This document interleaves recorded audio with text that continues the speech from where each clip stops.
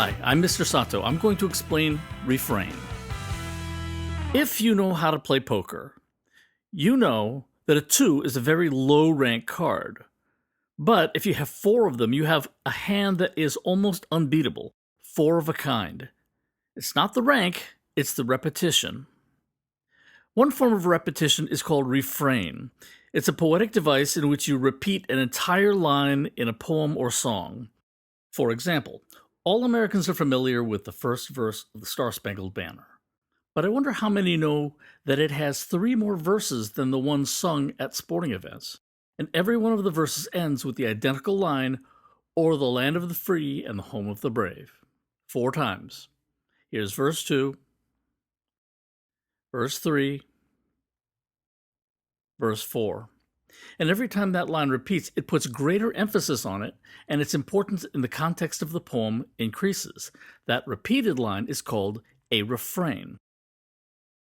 Speaking of freedom, in 1966, Margaret Walker wrote a fierce poem about 4 famous slave insurrectionists, 3 black and 1 white. The first verse is about Nat Turner. This is what Turner did in 1831. Now, here's a slight abridgment of the poem, The Ballad of the Free. Just pause the video if you want to read it.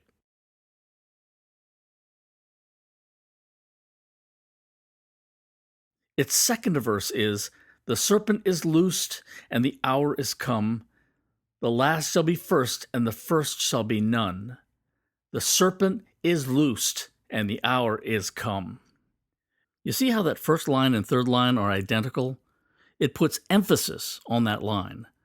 That's refrain. But Walker doesn't stop there. The third stanza is about Gabriel Prosser, the fifth stanza is about Denmark Vesey, and the seventh is about John Brown.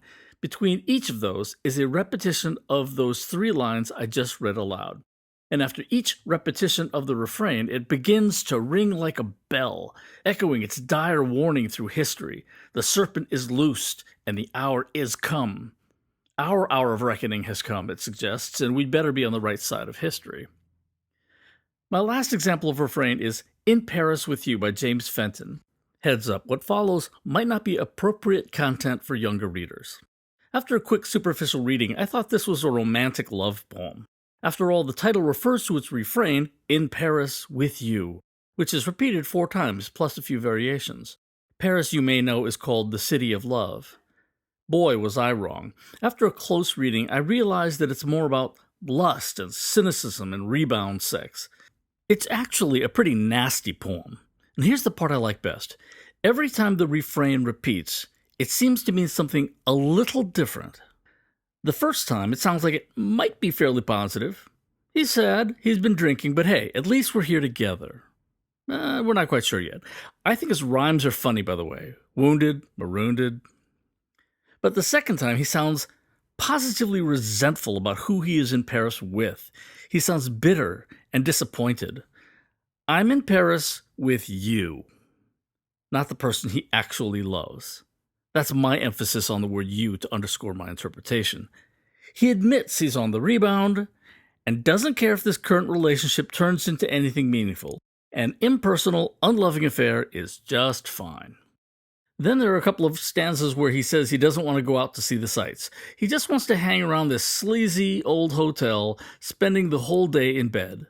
So the third time we see the refrain, he is saying he wants to spend the whole day in bed in Paris with you.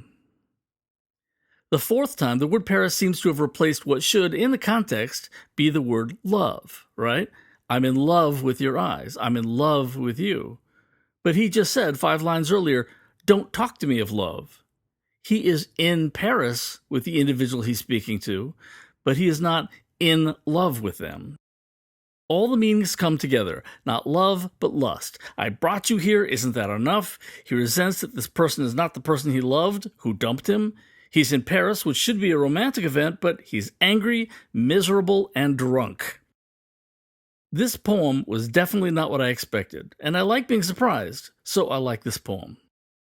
That's enough examples, but if you're interested, you can find many other examples, like Dylan Thomas's Do Not Go Gentle Into That Good Night, and definitely check out a speech by Martin Luther King Jr.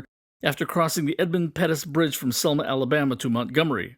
How long? Not long. It's magnificent. Definitely check that out. So if you're writing a poem and you want to try a sophisticated technique, a new tool, try refrain. You'll be surprised how powerful it can be.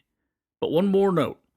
Unlike poker, more isn't necessarily better. Quality, not quantity. Repeating a line twice might be better than 3 or more, depending on the poem. Okay, good luck with refrain.